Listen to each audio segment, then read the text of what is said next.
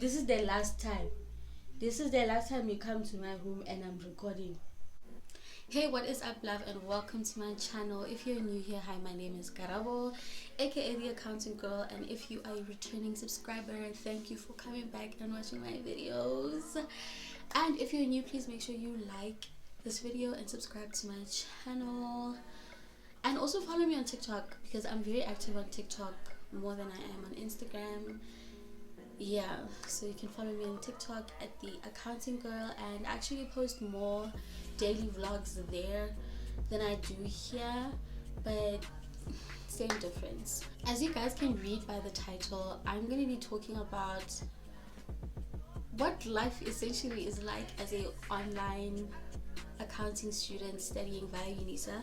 I'm going to take off my glasses because I'm sure you can see the reflection of my ring lights on my glasses, and if it distracts me, then obviously it's distracting you. So I didn't really write a list because I woke up pretty late today, so yeah, but I'm just gonna get into the video and I hope you guys enjoy. So I'm gonna give you a rundown of essentially what Unisa is. So Unisa is basically like a university, but a long distance university.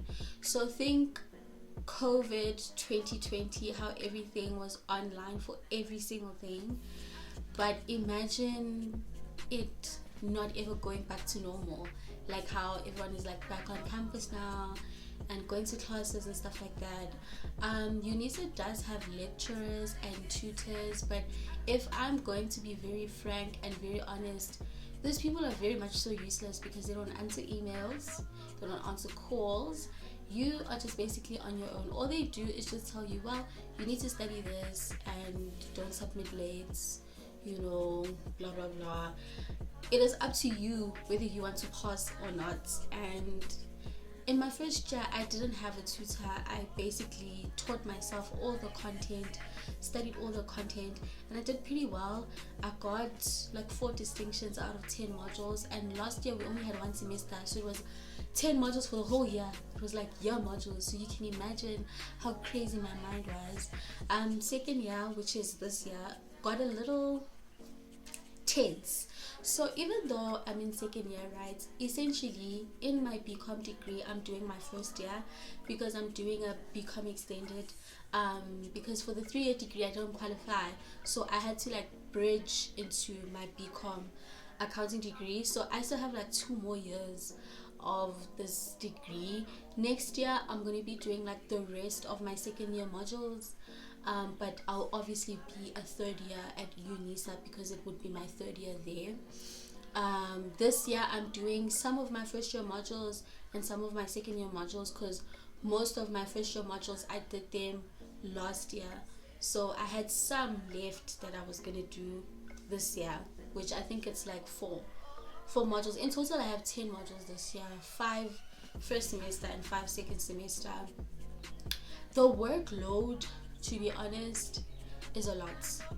It's a lot. I don't want to lie, but if you're fresh out of high school, I genuinely do not recommend Unisa because number one, you don't have the discipline.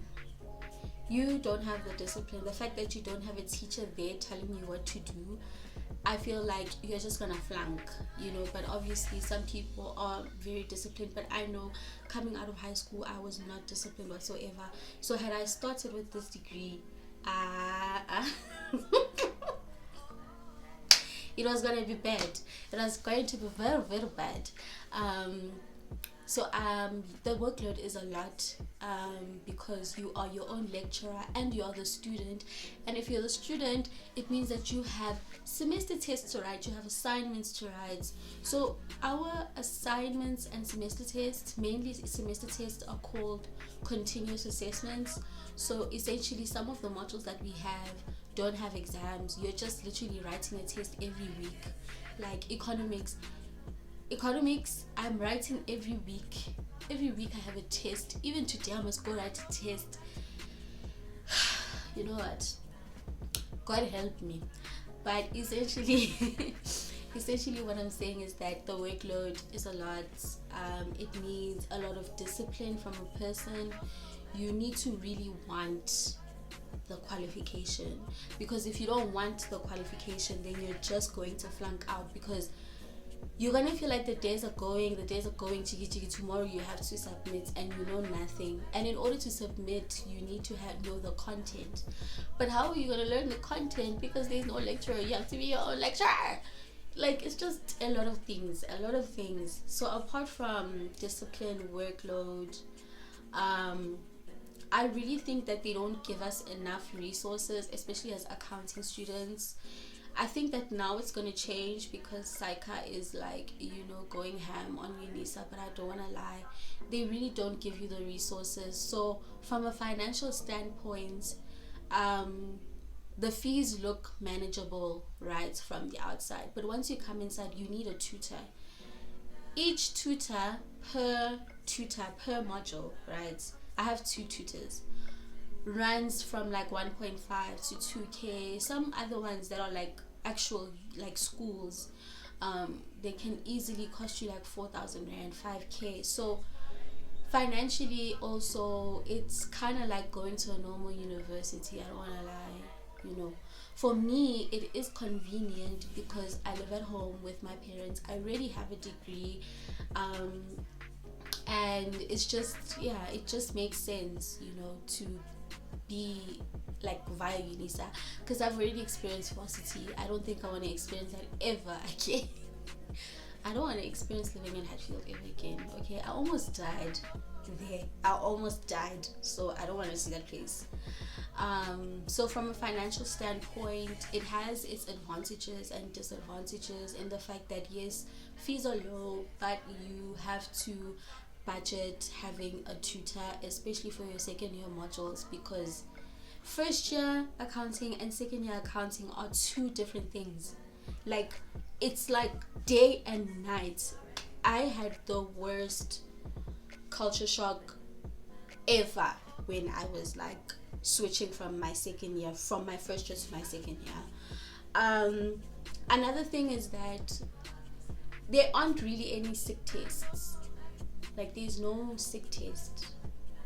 So if you miss an assignment, or you miss a continuous assignment, you need to pray to God that at the end of the semester they decide to open it back up, because there's no sick test. Sick exam is there, just like a normal university. You have to bring proof that you were sick, blah blah blah blah. The only issue with that is, say you miss an exam in June, right? You were sick in June. Excuse me, you're not gonna write that exam in June. You're gonna write that exam in January the following year. I don't know if other universities do this. I know Wits has like sub exams in January. So does Unisa have sub exams in January, but the sick exam one, you must wait the whole year. Now imagine, that's why personally for me, if I am sick, I'm still going to write that exam, because when January comes, obviously I'm not going to remember what I did like 7 months ago, bro. Like, on top of that, I'm still drunk from like December. Do you really think that I'm going to be able to pass that sick exam? No, I'm not. Another thing, I think this is number 4. Is it number 4 or number 3? Okay, number 4. Is that if you live at home like me, writing tests and exams can be a nightmare, because obviously your family's here. People make noise. And when you're writing the exam, it needs to be like 100% quiet. They basically record you through the little recording thing on your laptop, and then there's this other app that we use, where it will send you random notifications, and you have to take a picture of your ID, of yourself, and do you see what I'm saying? When you live at home, Jay, because here someone just walked in. What? Just go sit down, smile, please. I don't know why you coming here knowing that I'm recording it. Can you see? There are many distractions, and there's nothing you can. Smile, keep quiet. You can edit that part out. No, I'm not gonna edit out, because it's already part of what I was talking about. When you're home, there are a lot of distractions. Chigi, they want you to go wash the dishes. they want you to go to the shop, and you, in your mind, you already have a plan that, okay, I'm going to start studying at 6 o'clock. 6 o'clock comes, they ask you to go cook, to do this, to do. There are a lot of disadvantages to it, because you can't expect your family to just stop living just because you're writing. So that leads me to my next point. You need to plan your school days or your school time efficiently. For me, do you guys see what I'm saying? I don't know if you guys heard it. That was my dad. There are a lot of distractions. Me personally, I'm a night owl. I study at night. So at night it's better, because then there's no one disturbing you. Personally, in my house, everyone goes to sleep very early. By 9-10 o'clock, everyone is asleep, and then it's just me. So I know I don't have any distractions between 10 p.m. and 7 a.m. in the morning. So that's my study period, and then I'll just sleep through the day. Luckily, my dad is home full time, so I don't have that stress of having to really do my chores or wake up and stuff like that. I just wake up in the afternoon and take my medication, have breakfast, and then chill for a bit.